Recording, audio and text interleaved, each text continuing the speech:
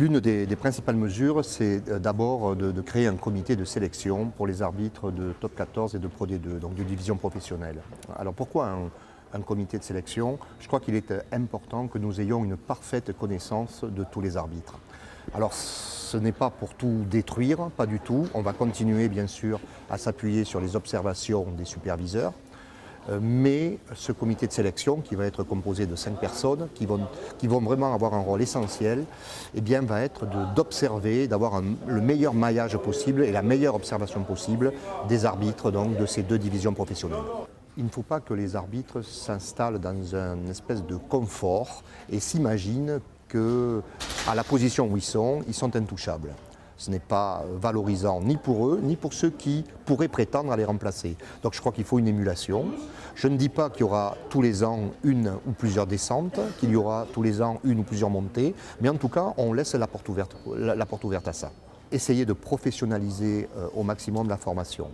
Je crois que l'arbitrage, ça débute par ça. Pour que l'on ait une belle vitrine, il faut que notre base soit solide.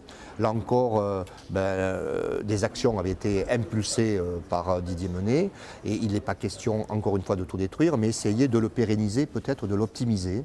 Et nous souhaitons d'une part, et je vais essayer effectivement que le responsable de la formation soit quelqu'un de salarié de la DNA, ce qui lui permettra d'abord d'avoir plus de disponibilité et de pouvoir effectivement se rendre plus facilement dans tous les comités territoriaux.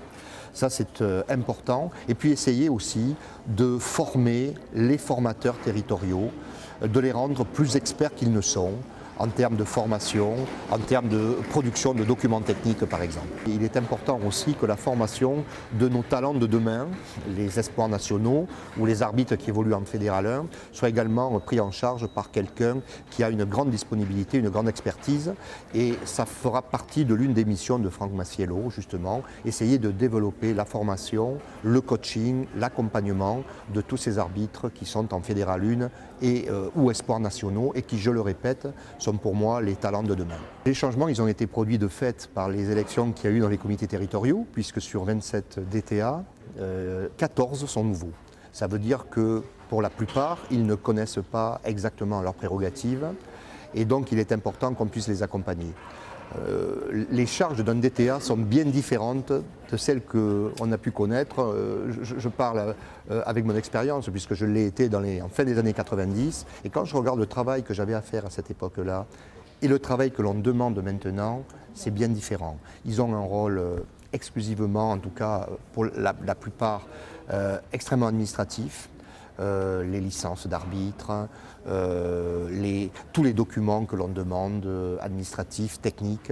Et donc il faut absolument le travail sur Ovalie, les désignations, le logiciel de désignation. Ça c'est un travail important et je crois qu'il est pour nous primordial et c'est un devoir que de les accompagner dans ce travail-là. Donc on va...